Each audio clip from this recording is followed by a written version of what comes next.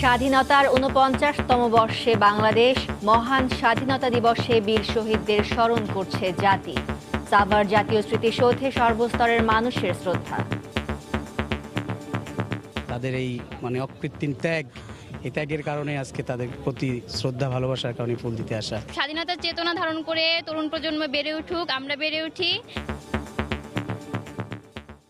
দেখছিলেন প্রধান শিরোনাম। সকালের সময় সঙ্গে আছি আমি ফারজানা মুমু এবং আমি সজল মিত্র রিচার্ড। এবার অন্যান্য শীর্ষ সংবাদ। স্বাধীনতার স্বপ্ন, জনমানুষের মুক্তি এখনো অধরাই রয়ে গেছে মত বিশেষজ্ঞদের। অর্থনৈতিক অগ্রগতি ধরে রাখার পাশাপাশি বৈষম্য দূর করার তাগিদ। পরাজিত শক্তির দোসরদের কারণে ৭১-এ গণহত্যার আন্তর্জাতিক স্বীকৃতি মেলেনি আজও, মন্তব্য আওয়ামী লীগের। দাবি আরও জোরালো করার প্রতিশ্রুতি। নৃশংসতম ২৫শে মার্চ কাল রাত স্মরণে ১ মিনিটের ব্ল্যাকআউট। কেন্দ্রীয় শহীদ মিনারে আলোর মিছিল, গান কবিতা আবৃত্তিতে তুলে ধরা হলো বর্বরতার চিত্র।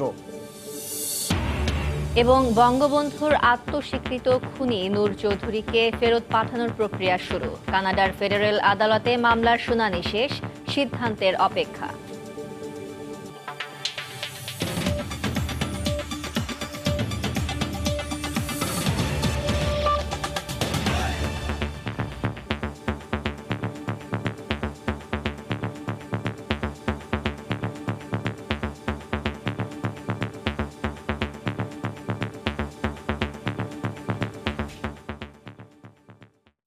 মহান স্বাধীনতা দিবসে ৭১-এর বীর শহীদদের শ্রদ্ধা ভরে স্মরণ করছে জাতি।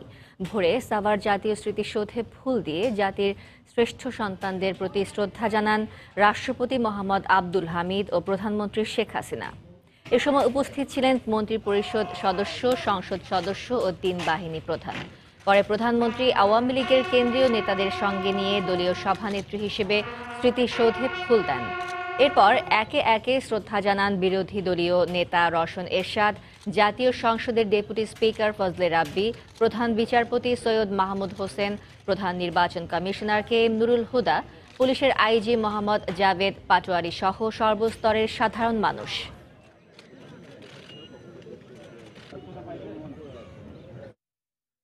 মহান স্বাধীনতা দিবস উপলক্ষে বঙ্গবন্ধু স্টেডিয়ামে শিশু কিশোর সমাবেশে শুদ্ধ সুরে জাতীয় সঙ্গীতের সঙ্গে সঙ্গত করছেন প্রধানমন্ত্রী শেখ হাসিনা।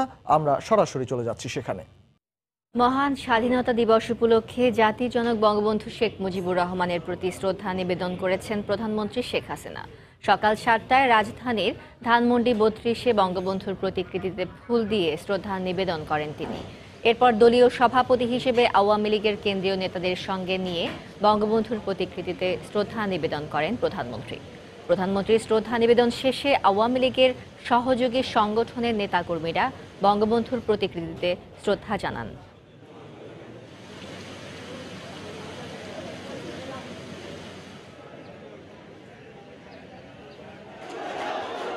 একাত্তরে গণহত্যার আন্তর্জাতিক স্বীকৃতি আদায় না হওয়ার জন্য বিএনপিকে দোষলেন আওয়ামী লীগের ভারপ্রাপ্ত সাধারণ সম্পাদক মাহবুবুল আলম হানিফ। তিনি বলেন, বিএনপি পরাজিত শক্তির দোসর হয়ে তাদের দায় মুক্তির জন্য কাজ করেছে বলেই এতদিনে আন্তর্জাতিক স্বীকৃতি মেলেনি। সাভারে জাতীয় স্মৃতিসৌধে ফুল দিয়ে শ্রদ্ধা নিবেদন শেষে একথা বলেন তিনি। বিএনপি এবং জামাত সুপরিকল্পিতভাবে এই গণহত্যাকে ভিন্ন খাতে প্রভাবিত করার জন্য বা এই গণহত্যার তথ্য আলামত নষ্ট করার জন্য বা পাকিস্তান এই আমাদের বাঙালি জাতির দাবি বা পাকিস্তানের বিরুদ্ধে অভিযোগটাকে তারা নিষ্ক্রিয় করার জন্য বিএনপি জামাত গণহত্যা নিয়ে অনেক সময় বিতর্ক প্রশ্ন তুলেছিল।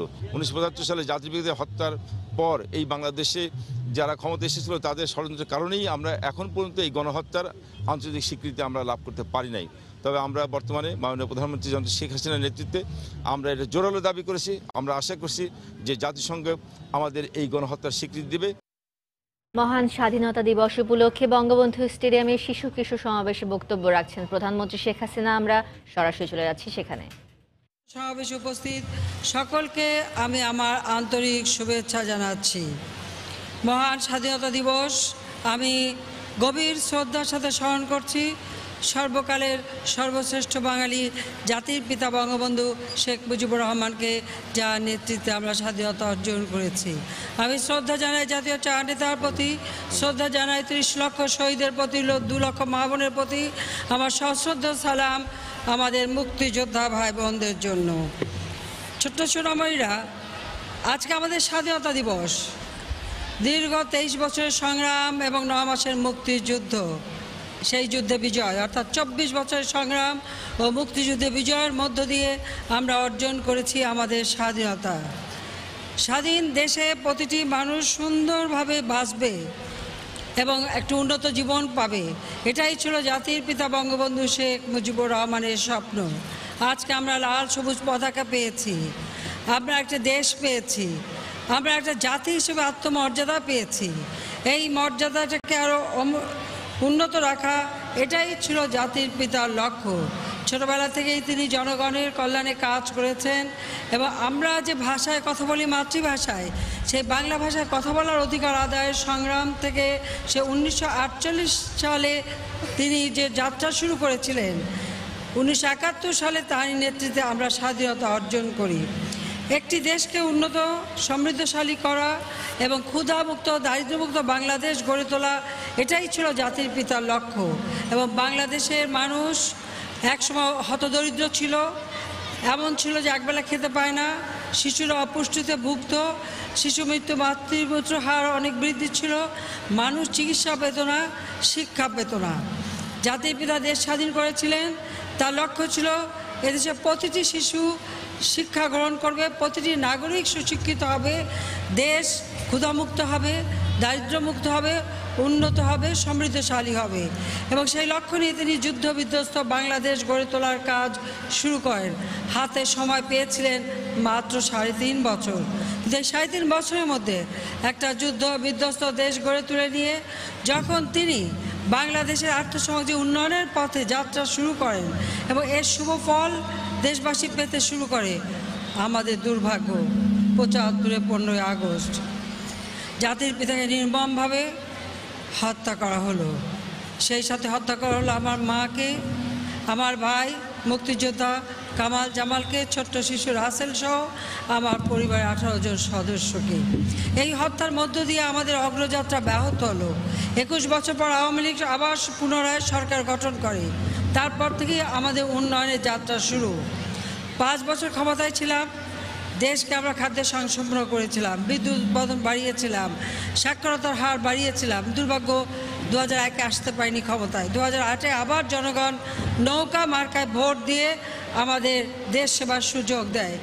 2008 সাল থেকে এ পর্যন্ত আমরা রাষ্ট্র পরিচালনা করে বাংলাদেশকে আজকে আমরা উন্নয়নশীল দেশ হিসেবে উন্নীত করেছি। দারিদ্র্যের হার আমরা কমিয়েছি, শিশু মৃত্যু হার আমরা কমিয়েছি, মাতৃমৃত্যু হার কমিয়েছি। আমরা প্রি প্রাইমারি শিক্ষা শুরু করেছি, শিক্ষা নীতিমালা গ্রহণ করেছি এবং এই শিক্ষার মধ্য দিয়ে আমরা জাতিকে গড়ে তুলতে চাই। তাই আমরা বিনা পয়সায় মাধ্যমিক পর্যন্ত বই দিয়ে যাচ্ছি এবং আমরা বৃত্তি দিচ্ছি, উচ্চশিক্ষা পর্যন্ত বৃত্তি দিচ্ছি, যাতে আমাদের দরিদ্র শিশুরাও শিক্ষার সুযোগ পায়। আমরা শিক্ষা সহায়তা ট্রাস্ট ফান্ড গঠন করেছি। শুধু শিক্ষা গ্রহণ করলেই হবে না, এর সাথে খেলাধুলা, শরীরচর্চা, সাংস্কৃতিক চর্চা এগুলি অপরিহার্য। একটি জাতি গঠনে আমার ছেলেমেয়েরা সুস্বাস্থ্যের অধিকারী হবে, তাদের মেধা মনন বিকশিত হবে, তারা সুন্দরভাবে বাঁচবে, সেটাই আমাদের লক্ষ্য। আর সেই লক্ষ্য নিয়ে আমরা বিভিন্ন খেলাধুলা, শরীরচর্চা, সাংস্কৃতিক চর্চা, প্রতিযোগিতা সেগুলো আমরা শুরু করেছি। এভাবে আমরা দেশকে এগিয়ে নিয়ে যাচ্ছি। জাতির পিতাই আমাদের 1974 সালে শিশু অধিকার আইন করে দিয়েছিলেন, তারই আলোকে আমরা নীতিমালা গ্রহণ করেছি, আর যার মধ্য দিয়ে আমরা আমাদের সকল শিশুদের শিক্ষার সুযোগ করে দিচ্ছি। তাছাড়া আমরা দুস্থ শিশু, তাদের কল্যাণের জন্য দুস্থ মহিলা ও শিশু কল্যাণ তহবিল নামে একটা তহবিল আমরা পরিচালনা করছি, যার মধ্য দিয়ে আমরা তাদেরকে সহযোগিতা করে চাই। বাংলাদেশ আজকে স্বাধীন দেশ। আমাদের দুর্ভাগ্য যে 75-এর পর এদেশে হত্যাকে সহজাতের রাজনীতি শুরু হয়েছিল, মানুষের বেঁচে থাকার অধিকার কেড়ে নেওয়া হয়েছিল, প্রতি রাতে কারফিউ থাকতো, গণতান্ত্রিক অধিকার ছিল না। আমরা দীর্ঘ সংগ্রামের মধ্য দিয়ে আজকে গণতন্ত্র প্রতিষ্ঠা করতে পেরেছি। সন্ত্রাস, জঙ্গিবাদ, মাদকের হাত থেকে আমরা দেশকে মুক্ত করতে চাই। আমি শিশু, কিশোর, অভিভাবক, ছাত্র ছাত্রী, শিক্ষক, আমাদের বিভিন্ন ধর্মীয় প্রতিষ্ঠানের যারা শিক্ষাগুরু অর্থাৎ মসজিদের ইমাম থেকে শুরু করে সকল ধর্মের যারা ধর্ম পালনের শিক্ষা দেন, সকলকে আহ্বান জানাবো, মাদক, সন্ত্রাস, জঙ্গিবাদ এর কুফল সম্পর্কে আমাদের শিশুদের জানাতে হবে এবং এর হাত থেকে শিশুদের রক্ষা করতে হবে। অভিভাবক এবং যারা পিতামাতা তাদেরকে অবশ্যই সবসময় লক্ষ্য রাখতে হবে সন্তান কোথায় যায়, কার সাথে মেশে, কীভাবে মেশে। সকলকে লেখাপড়ার দিকে যাতে মনোযোগ দেয়, খেলাধুলা, শরীরচর্চা, স্কুলের মধ্যে প্রতিযোগিতা, নানা ধরনের প্রতিযোগিতার মধ্য দিয়ে শিশুদের যে মনন এবং যে মেধা তা বিকাশিত হবে। আজকে বাংলাদেশে আমরা স্যাটেলাইট উৎক্ষেপণ করেছি। আমরা বাংলাদেশকে উন্নত সমৃদ্ধ দেশ হিসেবে গড়ে তোলার পদক্ষেপ নিচ্ছি। আমরা ডিজিটাল বাংলাদেশ গড়ে তুলেছি, কম্পিউটার শিক্ষা দিচ্ছি, আমরা মাল্টিমিডিয়া ক্লাসরুম গঠন করে দিচ্ছি, আমরা আধুনিক প্রযুক্তির শিক্ষা যাতে হয় তার ব্যবস্থা নিচ্ছি। যুগের সাথে তাল মিলিয়ে আমাদের সন্তানরা যাতে এগিয়ে যেতে পারে সেদিকে লক্ষ্য রেখেই আমরা কাজ করে যাচ্ছি। আজকে শিশু আগামী দিনে এদেশের কর্ণধার। আজকে শিশুদের মধ্য দিয়েই কেউ প্রধানমন্ত্রী হবে, মন্ত্রী হবে, বড় বড় চাকরি করবে, দেশকে এগিয়ে নিয়ে যাবে। আমরা আমাদের শিশুদের সেইভাবেই মানুষ করতে চাই। দেশপ্রেম উদ্বুদ্ধ হয়ে দেশকে ভালোবেসে তারা কাজ করবে। বাংলাদেশ আজকে উন্নয়নশীল দেশ। 2020 সালে জাতির পিতার জন্মশতবার্ষিকী আমরা উদযাপন করব। 2021 সালে স্বাধীনতার সুবর্ণ জয়ন্তী। আমরা 2020 থেকে 2021 মুজিব বর্ষ হিসেবে ঘোষণা দিয়েছি। আমরা এই সময়টাকে এমনভাবে কাজে লাগাতে যাই যে বাংলাদেশ যেন ক্ষুধামুক্ত, দারিদ্র্যমুক্ত সোনার বাংলাদেশ হিসেবে গড়ে ওঠে। আমাদের সোনার ছেলেমেয়েরা তোমরা এখানে উপস্থিত এবং তোমরা ছাড়াও সারা বাংলাদেশের সকল শিশু বা প্রবাসী শিশু, আমাদের বাঙালি সকলের জন্য আমার এই স্বাধীনতা দিবসের শুভেচ্ছা আমি জানাচ্ছি। সেই সাথে এইটুকুই বলবো যে বাংলাদেশকে এগিয়ে নিয়ে যেতে হবে তোমাদের। তোমরাই গড়ে তুলবে আগামী দিনে উন্নত সমৃদ্ধ বাংলাদেশ। ইনশাআল্লাহ এই বাংলাদেশ হবে দক্ষিণ এশিয়ায় শান্তিপূর্ণ, উন্নত, সমৃদ্ধ সোনার বাংলাদেশ। জাতির পিতার স্বপ্ন আমরা পূরণ করব। আমার দোয়া আশীর্বাদ তোমাদের জন্য রইল। তোমরা বাবা মার কথা শুনবে, শিক্ষকদের কথা শুনবে, নিয়ম শৃঙ্খলা মেনে চলবে, সুন্দরভাবে জীবনযাপন করবে, সেটাই আমরা কামনা করি। সবাইকে আন্তরিক ধন্যবাদ জানি আমি আমাদের কবি সুকান্ত মাত্র 19 বছর বয়সে মারা যায়, কিন্তু তিনি অত্যন্ত গুরুত্বপূর্ণ কিছু কবিতা লিখে গিয়েছেন যা আমাদের জন্য এখনও প্রযোজ্য। আমি সেই সুকান্তের কটি কথা উল্লেখ করে উদ্ধৃতি দিয়ে আমার বক্তব্য শেষ করব। কবি সুকান্ত বলেছিলেন, চলে যাব তবু যতক্ষণ দেহে আছে প্রাণ, প্রাণপণে এ পৃথিবী সরাবো জঞ্জাল। এ বিশ্বকে শিশুর বাসযোগ্য করে যাব আমি, নবজাতকের কাছে এ আমার অঙ্গীকার। বাবা মা ভাই সব হারিয়েছি, আমরা দুটি বোন, সে হারাবার বেদনা নিয়েই বাংলাদেশকে গড়ে তুলতে চাই আমার পিতার স্বপ্ন অনুযায়ী, ক্ষুধামুক্ত, দারিদ্র্যমুক্ত সোনার বাংলাদেশ। যে বাংলাদেশে আমার ভবিষ্যৎ শিশুরা, সোনার ছেলেমেয়েরা সুন্দরভাবে জীবনযাপন করবে, নিরাপদ জীবনযাপন করবে, উন্নত সমৃদ্ধ জীবনযাপন করবে, সেই কামনা করে সবাইকে দোয়া আশীর্বাদ জানিয়ে আমার বক্তব্য শেষ করছি। জয় বাংলা, জয় বঙ্গবন্ধু, বাংলাদেশ চিরজীবী হোক।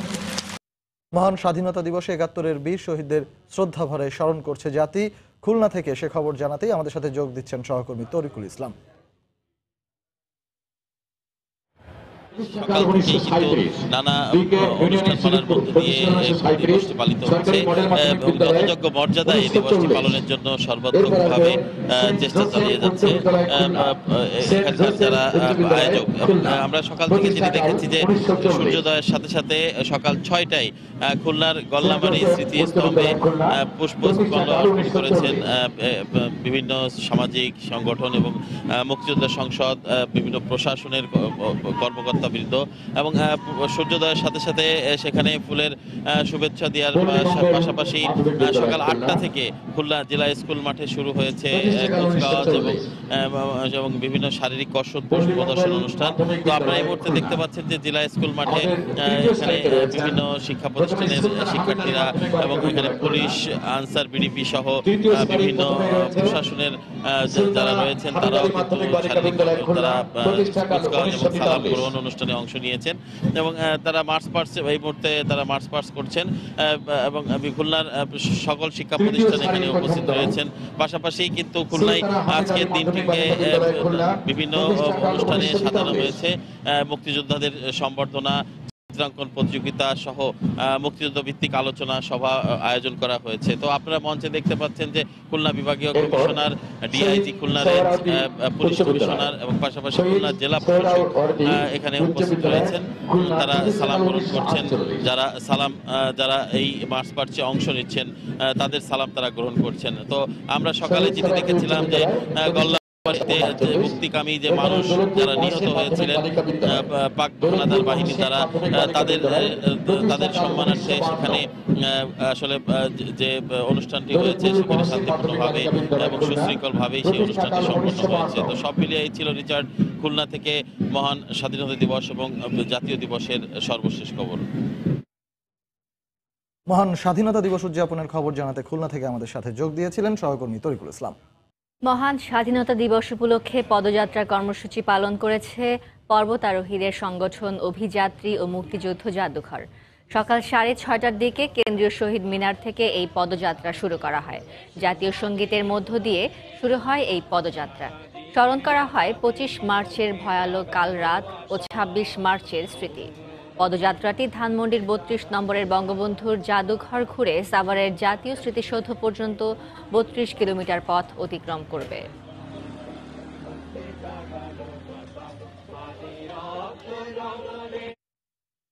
এদিকে রাজধানীর মতো সারা দেশে নানা আয়োজনে উদযাপন করা হচ্ছে মহান স্বাধীনতা দিবস। সূর্যোদয়ের সঙ্গে সঙ্গে 31 বার প্রতীকী তোপধ্বনির মধ্য দিয়ে শুরু হয় দিবসের কর্মসূচি।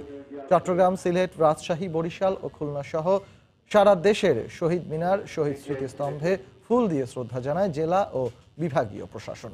এরপর মহান স্বাধীনতা যুদ্ধে শহীদদের প্রতি শ্রদ্ধা জানায় রাজনৈতিক, সামাজিক ও সাংস্কৃতিক সংগঠনের নেতাকর্মী সহ সর্বস্তরের মানুষ।